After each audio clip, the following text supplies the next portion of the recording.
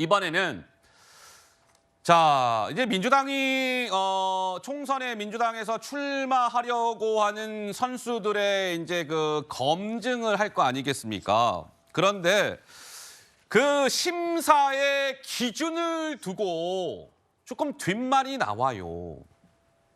그러니까 왜 소위 그 기준 가운데 음주운전 전력이 있으면 공천에서 배제하겠다 뭐 이런 게 있었는데 당내 일각에서는 이재명 민주당 대표가 당장 음주운전 전력이 있기 때문에 그 조항을 뺀 거 아니냐. 당내 일각에서는 그러한 주장을 하고 있는 겁니다.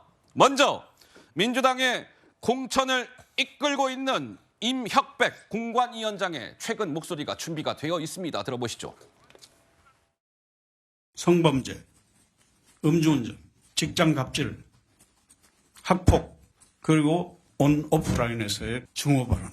이것이 5대 혐오범죄로 이것을 규정을 하고 이 혐오범죄에 관해서 심사시나 면접시나 이때 집중적인 질문을 하고 사실상 그런 사실이 있는가를 확인해서 점수에 반영을 이렇게 하도록 되어 있습니다.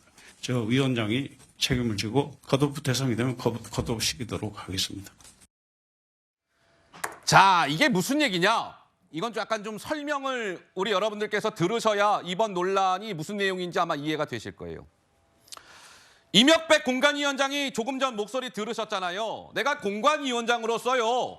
민주당의 이 후보자들 심사할 때 성범죄, 음주운전, 직장갑질, 학교폭력, 증오발언 만약 이런 전력이 있는 사람들은 다 공천 안 줄 겁니다. 뭐 이런 취지의 주장을 했었어요. 그런데 밑에 부분을 한번 봐주세요. 민주당이 뭐 국민 참여 공천 기준이라고 해서 밝힌 내용인데 뭐 도덕성, 정체성, 기여도, 의정활동 뭐 이런 것들을 보겠다 이런 거예요. 근데 문제는 자 보세요. 저 4가지 항목 가운데 도덕성 부분을 한번 봐주세요. 그럼 도덕성은 막연하잖아요. 근데 이제 이런 게 포함된다는 거예요. 도덕성에. 자 부패 이력, 뭐 뇌물 같은 거 받은 거, 그 다음에 뭐 책임 있는 자세, 성범죄 이력, 납세, 세금 제대로 냈는지, 국민 의무를 다했는지 이런 거. 그리고 직장갑질, 학폭. 그런데요. 보세요. 임혁백 위원장이 애초에 밝혔던 컷오프 5대 범죄 저 5개 가운데 저 밑에 2개가 안 보이죠. 2개가 안 보이는 게 있어요. 무엇일까요? 감들 오시는지요? 위에 음주운전 있었는데 밑에 음주운전은 일단 안 보여요. 그리고 위에 5대 범죄 가운데 또 뭐가 있었어요? 증오 발언. 밑에 한번 보세요. 있어요? 없어요. 그러니까 당장에 이재명 대표 때문에 저 음주운전이나 증오 발언을 저 심사 기준에서 뺀 거 아니야 혹시나?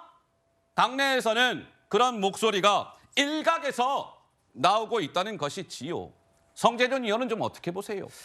아니 뭐 누가 보든지 간에 이재명 대표를 염두에 놓고 했다라고밖에 볼 수가 없죠. 저는 이제 도덕성이라고 하는 것이 아까 이제 얘기해 주신 것처럼 좀 추상적인 그런 느낌이 있지 않습니까? 그래서 그거를 이제 구체적으로 몇 가지로 이제 뭐 카테고리를 나눠 가지고 쭉 이제 민주당이 발표를 했는데 너무 잔인한 거 아닙니까? 제가 아까 얘기 들어보니까 무슨 뭐 도덕성에 대해서 부패 이력이 됐거나 뭐 별의별 얘기들이 나왔는데 뭐 가만히 듣고 있으면은 시청하시는 분들이 누구를 떠올리겠습니까? 뭐 이재명 대표밖에 안 떠오를 것 같거든요. 제가 보기에는.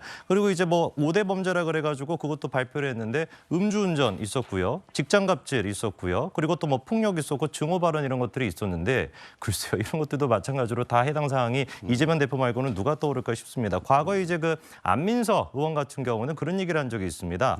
민주당이 총선에서 승리하기 위해서는 우리가 공천을 탈락시킬 수 있는 명확한 기준을 가지고 있어야 된다. 그 기준으로 얘기했던 게 음주, 불륜, 사기 3가지를 얘기했었거든요. 그때도 마찬가지로 안민석이 제명인의 마을에서 제명당할 뻔했습니다. 아이고야. 어마어마하게 비판을 받아가지고 또 뭐 하는 거냐 이거 이재명 대표를 지금 공격하는 거냐 이렇게 엄청나게 공격을 당했었거든요. 개딸들조차도 민주당조차도 안민석조차도 제가 보기에는 도대체 이런 식의 어떤 꼼수 뭐 이렇게 뭐 넣었다가 뭐 빼고 이런 식의 꼼수를 누구를 위해서 하고 있는지 명확하게 알 것 같습니다. 자, 그래서 지금 이제 이런 논란인 것이죠. 제가 아까 뭐 음주랑 또 뭐가 빠졌다고 했어요. 증오 이 부분이 빠졌다. 그런데 실제로 보면 이재명 대표가 2004년도에요. 면허 취소 수준인 혈중 알코올 농도 158% 상태로 음주운전을 하다 적발이 돼서 벌금 150만 원을 낸 바가 있었어요. 그리고 증오 발언이 빠진 거는 혹시나 이재명 대표가 왜 형수 욕설을 해서 논란을 일으킨 바 있는데 그것을 염두에 두고 증오 발언 저 항목은 또 뺀 거 아니야? 이런 당내 일각의 이제 의심이 나오는 거죠. 물론 민주당에서는 그런 거 아니에요.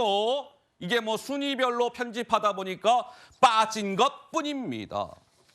이렇게 해명을 했는데 글쎄요, 우리 성취윤 부의장께서는 이 부분은 좀 어떻게 보시는지요?